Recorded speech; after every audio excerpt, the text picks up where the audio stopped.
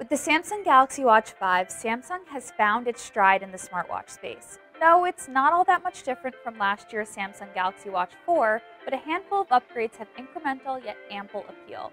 The Samsung Galaxy Watch 5's battery life is up to 10 hours longer, while the device is also more durable against scratches thanks to a sapphire crystal display. Speaking of health sensors, the Samsung Galaxy Watch 5 has a new one to offer, a skin temperature reader. It doesn't actually work yet, but when it does, it'll inform sleep tracking and be open to third-party health developers. After spending a full week with the device, it's clear it's the best Samsung watch yet for most people, and the best smartwatch overall for anyone with a Samsung smartphone. So without further ado, let's dive into my Galaxy Watch 5 review. The Samsung Galaxy Watch 5 starts at $279 for the 40mm Bluetooth model. The 40mm LTE model starts at $329, and the price goes up to $299 and $349 for the 44mm configurations of Bluetooth and LTE respectively. I'll note this is a consistent $30 price hike compared to the Galaxy Watch 4. Samsung has changed the prices with the Galaxy Watch almost every year, so I'm not necessarily surprised. Meanwhile, the Samsung Galaxy Watch 5 Pro, or the new rugged outdoor sports watch offered this year, costs $449 for Bluetooth and $499 for LTE. It comes in the singular 45mm size. And no, there is no rotating bezel offered for the Galaxy Watch 5 lineup. The rotating bezel has amassed fans over the years, but personally, I'm fine seeing it phased out. I know that's controversial, but it's just not my style. Without it, the watch stays slim and comfortable for working out. That said, if you love the bezel that much, just get the Galaxy Watch 4 Classic. Otherwise, the Galaxy Watch 5's reshaped curvature on the bottom creates more surface area for watch-to-skin contact, which Samsung says helps with the accuracy of data collected from the biometric sensor. As for durability, the watch is water-resistant up to 5 ATM with an IP68 rating. The display is made of sapphire crystal glass, which Samsung claims is stronger against scratches by 60% more than before. That's difficult to test out, but I'm glad the new sapphire crystal glass has shown no signs of wear on my review unit. Now let's talk about that skin temperature sensor, which is really the marquee upgrade in my opinion. It exists separately from Samsung's 3-in-1 bioactive sensor.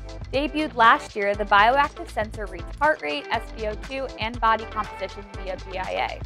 The skin temperature reader sits slightly off-center on the bottom of the Galaxy Watch's case. Unfortunately, the skin temperature reader will not be functional at launch. That said, Samsung has clarified what the Samsung Galaxy Watch 5 skin temperature sensor will do, and I'm hoping it'll come sooner rather than later so I can test it out and report back.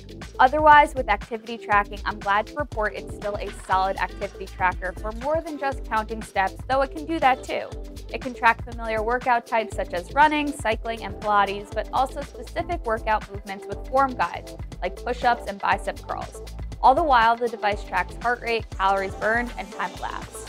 One of my favorite Galaxy Watch 5 fitness tracking features is auto tracking for walking specifically. Living in a city, I walk almost everywhere I can. The Galaxy Watch 5 automatically started tracking my walking data after 10 minutes and automatically ended my walk about 10 minutes after I stopped moving as well. The auto pause feature for walking came in handy for stopping at traffic lights too. This is something I seriously wish the Apple Watch had for walking. Of course, the Galaxy Watch 5 continues body composition analysis.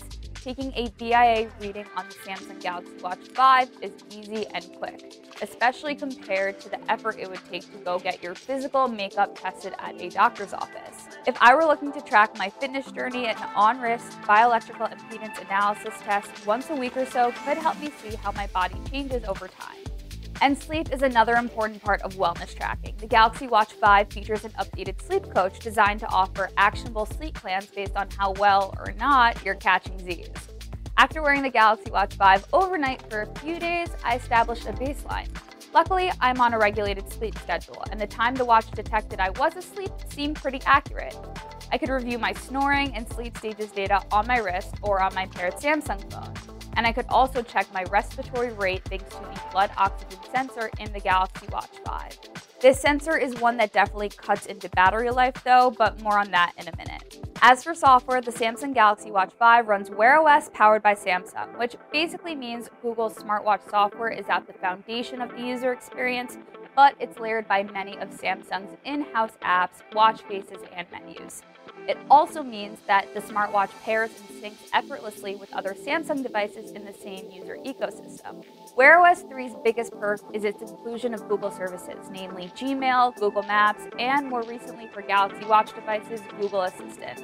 These are all things the Google Pixel Watch will have when it debuts, so stay tuned for more on how these Android watches ultimately compare. Finally, I have some good news to report on the battery front. The Galaxy Watch 5 has a 15% bigger battery than the Galaxy Watch 4, promising up to 50 hours of battery life. That's about 10 more hours than before, and I definitely noticed the improvement. On a full charge, my Galaxy Watch 5 unit lasted more than 2 days before kicking into a low-power time-limited mode. That said, when I enabled the always-on display and SpO2 monitoring, the Galaxy Watch 5 lasted closer to 30 hours of my testing. Though I usually prefer having AOD on for extending the Galaxy Watch 5's battery life, it seems worthwhile to turn it off from time to time. As for charging, Samsung says an 8-minute charge should get you 8 hours of sleep tracking, and the smartwatch can recharge to 45% in just 30 minutes. I actually got to 48% from dead in a timed 30 minutes, which should mean a complete charge in 1 hour. All things considered, the Samsung Galaxy Watch 5 introduces a small yet respectable collection of incremental upgrades. It doesn't make any radical changes, but improves two pillars that are typically important to smartwatch users: health tracking and battery life. The temperature sensor is particularly interesting, though it's not available yet, so there could be a reason to wait to buy. But for those with Samsung phones looking for the best wearable accessory, the Samsung Galaxy Watch 5 is a no-brainer. It looks great, is a capable fitness tracker, and starting at $279 is a fair value, especially when you compare it to the Apple Watch, which starts at $399. It's hard not to draw comparisons between the Galaxy Watch and Apple Watch, as they've diverged as two different devices for two different product ecosystems. To me, it seems like the Galaxy Watch is following the Apple Watch's MO by making an annual minor upgrade to what was already a popular smartwatch. And there's absolutely nothing wrong with that. Does the Galaxy Watch 5 seem to have everything you look for in a smartwatch? Be sure to let me know, and follow us on Facebook, Twitter, Instagram, and TikTok at Tom's Guide to see more of the awesome products we're reviewing. Thanks for watching. I'll catch you next time.